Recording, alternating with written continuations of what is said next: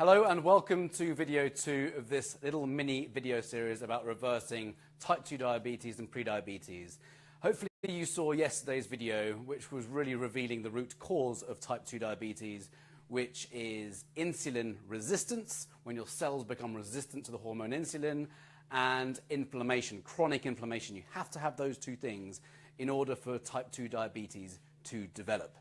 So today, I wanted to just quickly talk to you about the role of epigenetics and also type 3 diabetes. So epigenetics is really the term given to how we can override a predisposition to getting something.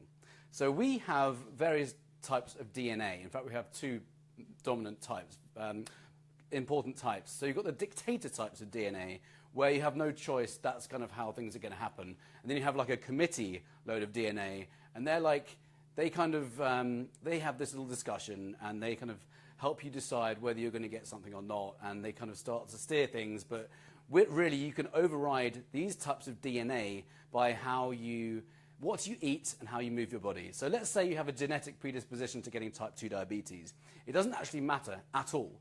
If you have any kind of predisposition to getting anything, in fact, you can completely override those genes by the choices that you make, like the food you eat, and how you move your body, how you manage emotions, etc., like stress and trauma and stuff. There's things that we can do to completely override this genetic predisposition by the choices that we make. This is huge. This is quite new in recent kind of science. So this is so important to know, because people are often asked by their doctor, do you have a history of this, or do you have a history of this in your family?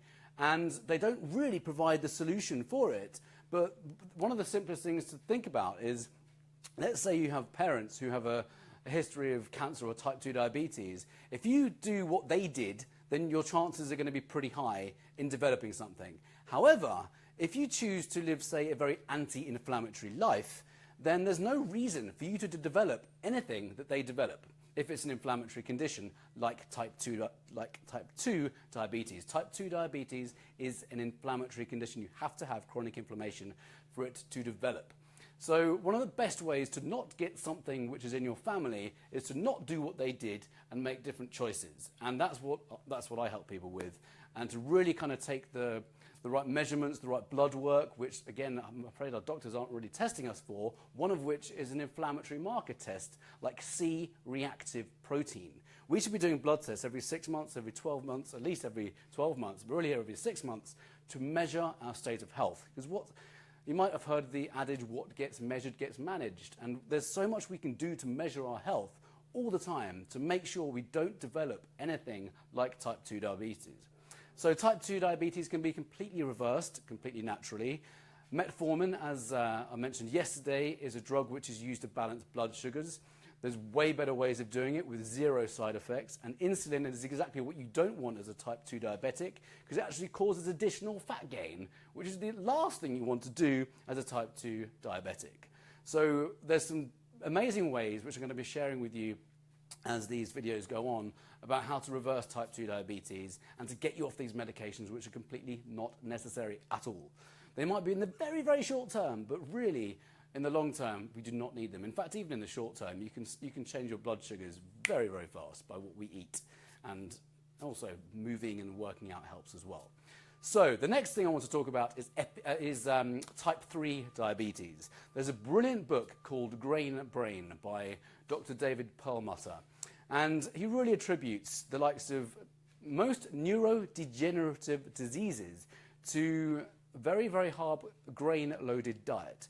And type 3 diabetes, or rather Alzheimer's, has been dubbed type 3 diabetes, because exactly the same thing that leads to type 3 diabetes, it's insulin resistance, effectively, which is inflammation of the brain, is what leads to Alzheimer's.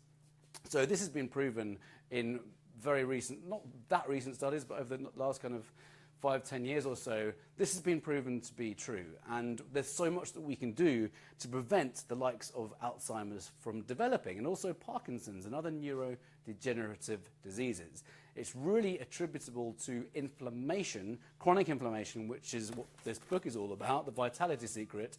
And there are ways of getting rid of this inflammation by the choices that we make with the food that we make, and by how we move our bodies and how we manage emotions like stress, which you probably know is a toxic emotion, but none of us are taught how to actually handle it, because most of us don't have the psychology training to actually do this.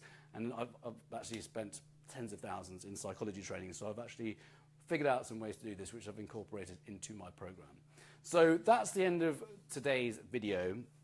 Tomorrow I'm going to be revealing some more statistics about inflammation, about type 2 diabetes and prediabetes, and some solutions that you can start getting going with right now to help reverse the inflammation in your body, which is the root of type 2 diabetes and prediabetes. Quick statistics again. 86 million people in America have pre-diabetes, which means it's about 27% of the population. That means they're on the road to developing type 2 diabetes. 30.3 million people in America have diabetes, and 95% of those people have type 2 diabetes, which is completely avoidable and totally reversible. It's 100% reversible.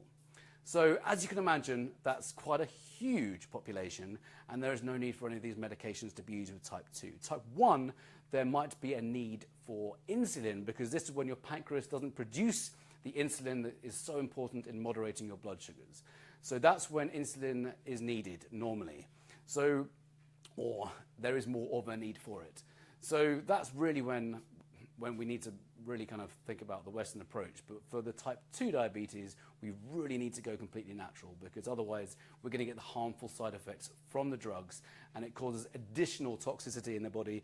The insulin causes weight gain, exactly what you don't want. So I hope you found that useful, and look out for my video tomorrow, which is going to be really revealing some ideas about getting around the inflammatory effects in your body. So check out that tomorrow, and I hope you found that useful. Please share if you found that useful.